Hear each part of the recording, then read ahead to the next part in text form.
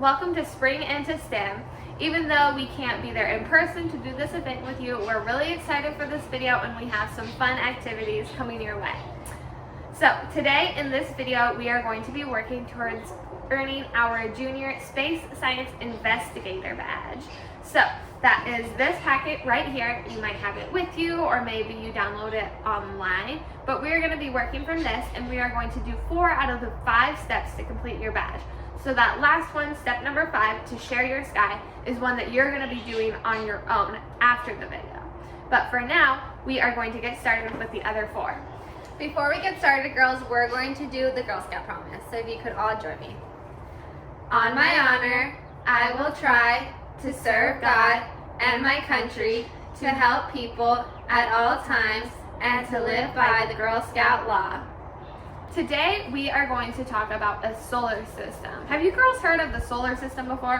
Have you heard of the solar system? I'm pretty sure I've heard of a solar system before. Can you explain it to me?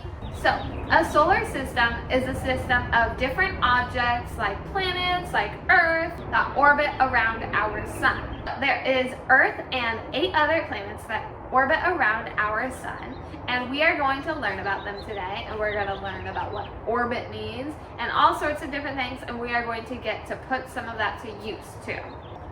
We're going to start off by giving you a few definitions of some of the words we're going to be talking about today. Orbit, for example, means a curved path for an object around a star. And a planet, just like we live on planet Earth, is an object that orbits around our sun. An asteroid is a small rocky body that is orbiting the sun. They range in size and they are found in asteroid belts. A comet is an object that has a center of ice and dust, and it has a tail that points away from the sun, a tail filled with gas. A meteor is a small body of matter that when it enters the Earth's atmosphere becomes a streak of light.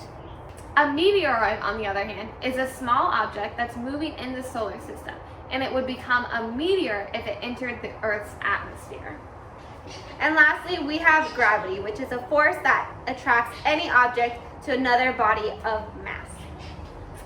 In our solar system, we have 8 other planets. Now, sometimes they're kind of tricky to remember them all or to memorize them all, but we're going to help you find an easy way to do that. Today, we are going to use a mnemonic device. Can you say that? Mnemonic device. Mnemonic device.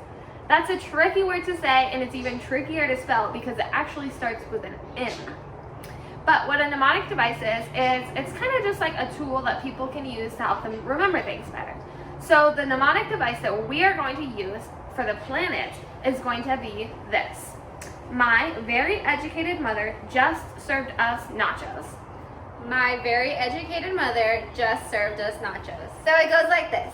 My Mercury, very Venus, educated Earth, mother Mars, just Jupiter, served Saturn, us Uranus, nachos. Neptune. That is how you remember all of the planets. And Pluto isn't included in there because recently scientists found out that it's not a real planet. But we're still going to show you the size of Pluto in just a minute. There's a couple other ways that you can have a mnemonic device to remember the planets too. So just stick with one so that you don't confuse yourself, but I'll give you 2 more. The next one is many very elderly men just snooze under newspapers. That one's kind of funny. Alright, and the next one is my vicious earthworm might just swallow us now. That one's kind of scary. No, I'm gonna stick to the nachos one. I like the nachos one. Alright, now that we learned the names of all of the planets, we are going to learn a little bit more about them. Miss Bridget, do you think all of the planets are the same sizes? I don't know. I never really thought about that. Well, guess what? They are not all the same sizes. Really? Some are bigger, some are smaller. They are different sizes, and they're different on the planets too. They have different terrains, and they're made out of different things. I'm going to show you. This is to scale. So that means that obviously the planets aren't this big, but Mercury is the size of a pinhead on here, and Venus and Earth are the size of peppercorns. And so you can see, if Mercury is that big, then Jupiter is that much bigger than it.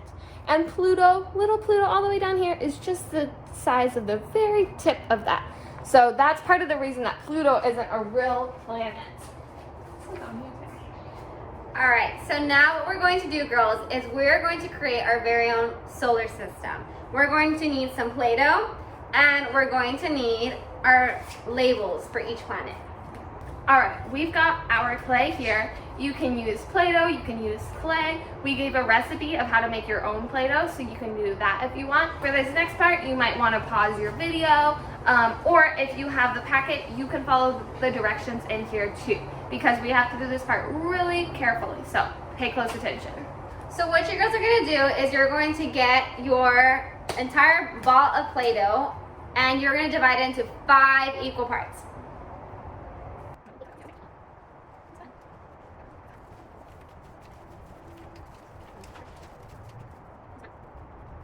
So here are our 5 equal parts. And you're going to get 3 of those parts, and you're going to put them on your Jupiter paper. And then you're going to get 1 part, and you're going to put it on your Saturn paper. Now you're going to get that last piece that you have left over, and you're going to cut it into 10 equal parts. And put it on your Neptune paper. Now you're going to get 7 of those pieces, and you're going to put them in your Saturn paper.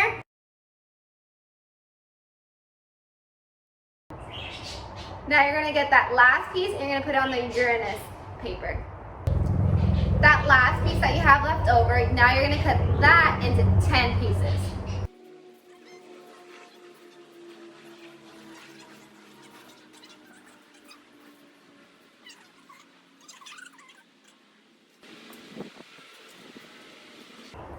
Now what you're going to do is you're going to add 2 parts to the Saturn pile, 4 parts to the Uranus pile, and 3 parts to the Neptune pile.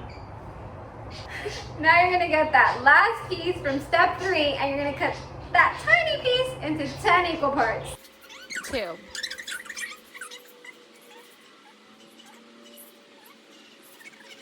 With that little piece, you're going to put 5 onto the Saturn pile, 2 onto the Earth pile, and onto the Venus pile. Now that last piece that you have from step 4, you're going to divide that into 10 pieces.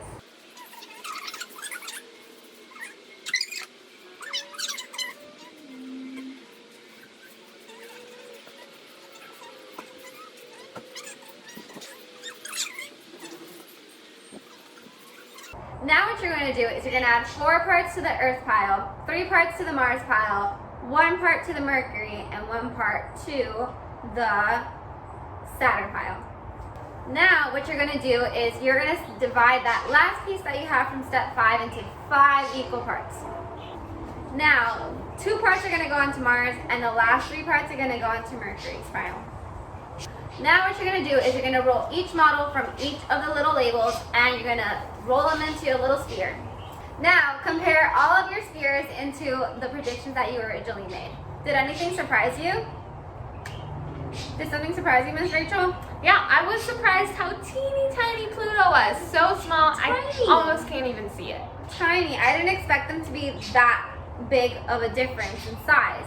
I was surprised that Jupiter was this big, and I can't even pick up Pluto because it's so small. Pluto's tiny. I'm stuck on her finger. And also, if we get Earth, this is Earth.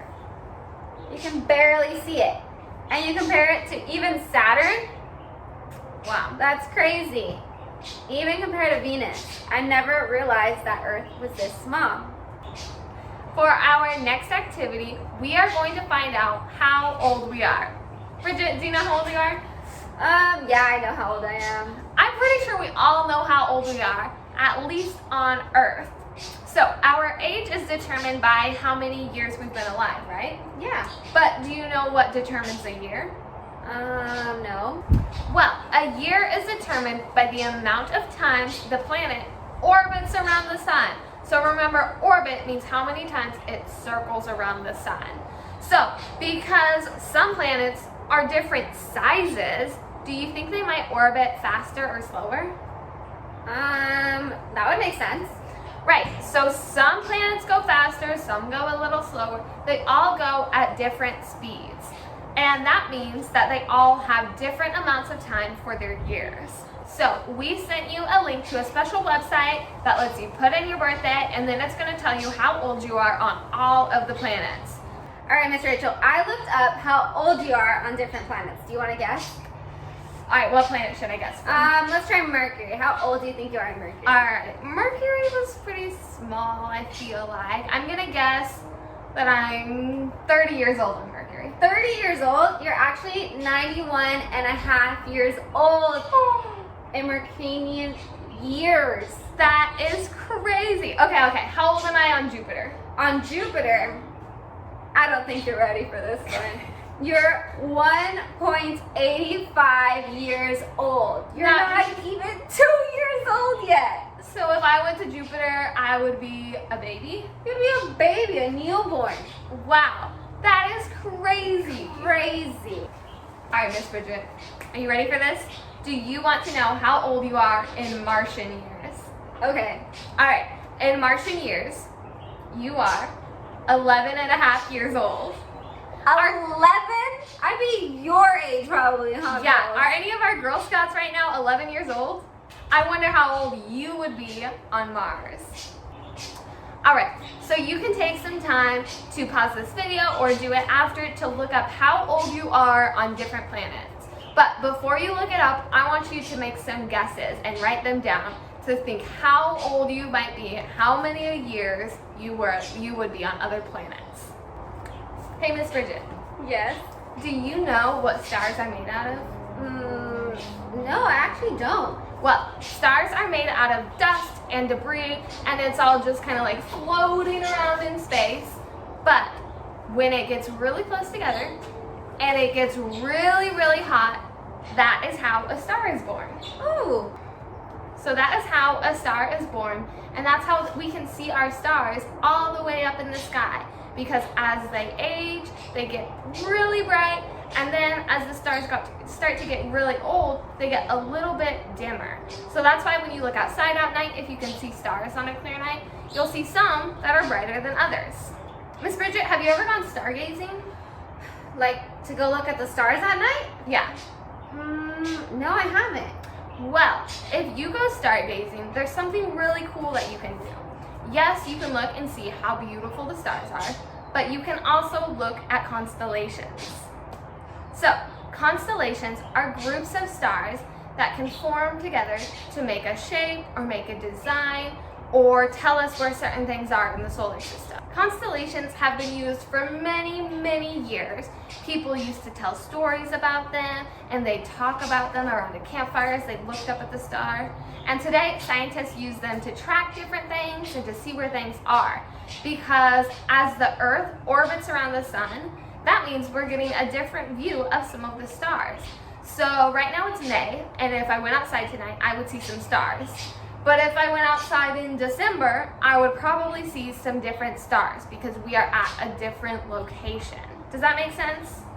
But constellations are really cool because with a little bit of imagination, we can see all sorts of different designs and different shapes in the sky. It's kind of like looking at clouds and seeing shapes in them, except at night. Scientists have recognized that there are 88 official constellations, and we might get a chance to see some later. So, we are going to create a star wheel. In your email, we sent you a link to 2 different pieces to print and to cut out, and we've got ours right here. We haven't colored them in yet, but I think we're going to later, right, Miss Bridget? I think so. We're going to color ours in. You can color yours in too if you want to. So this is 2 different pieces. You can see how I cut it out, and I cut the circle out of the center, and we are going to line it up. And you can line it up depending on what month it is, it says at the top, and what time of night you're looking at it. And it has all of these constellations that are in the center. So on that website that we sent you where you can print this out is more instructions on how you can use this to find constellations. So tonight, or pick any clear night, you can go outside and use your star wheel and hold it up to the sky and turn it to the right settings, and I want to know what stars you find and if you see any cool constellations, or maybe you'll even find a planet out there. So our star wheel is to complete the 4th step of our badge. But to complete the third step of our badge, we are going to go on a star scavenger hunt. And we talked about this one first because you can use your star wheel on your scavenger hunt if you want to. You can use this to go out and hunt for different stars, and in your packet it has different constellations and different planets that you can look out for. So pick a night when it's nice and clear and take your star wheel outside. You can go outside with your family maybe. Maybe you can set up a blanket and go stargazing. And that is going to be our star scavenger hunt. Alright, so we have one more activity for you, and this one is just for fun. So if you want to do this activity with us, you got to get some paper that is really dark or black, and you want to get some white paint and some paintbrushes. So I'm going to pour some of my paint out here next to my paper. So I've got my paint here, I've got my paper, I've got my paintbrush, and I'm going to show you a little bit of how we're going to do it. We're going to use our paintbrush in a different type of way. So get some paint on there, and what you're going to do instead of stroking it on the paper is you are going to splatter it like this. And I'm doing mine really softly because I don't want to make a big mess with the paint. So make sure that you are somewhere where you either have washable paint or somewhere that you can use a lot of paint. So Miss Bridget went ahead and we splattered paint onto our paper, and I'll show you. And if you girls want to put on your paper, you could add maybe glitter, or maybe you could use yellow paint to show the stars. So we have this, I have a couple streaks, and we decided that those could be some shooting stars that were on our paper. So after your paper dries, you can go ahead and connect some of the dots and see if you can create any of your own constellations. Maybe you'll see some constellations that look like the ones we see in the sky, or maybe you'll have your totally own super creative constellations that are just on your paper.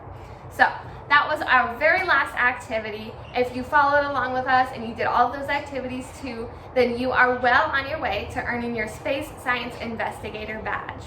Alright, that is all that we have for today, but we are so glad that you got to join us and watch this video today, and I hope you learned a lot, I hope you got to make a lot of cool crafts, and I hope you earned that Space Science Investigator badge. Thanks for joining us today, girls. We hope to see you again soon.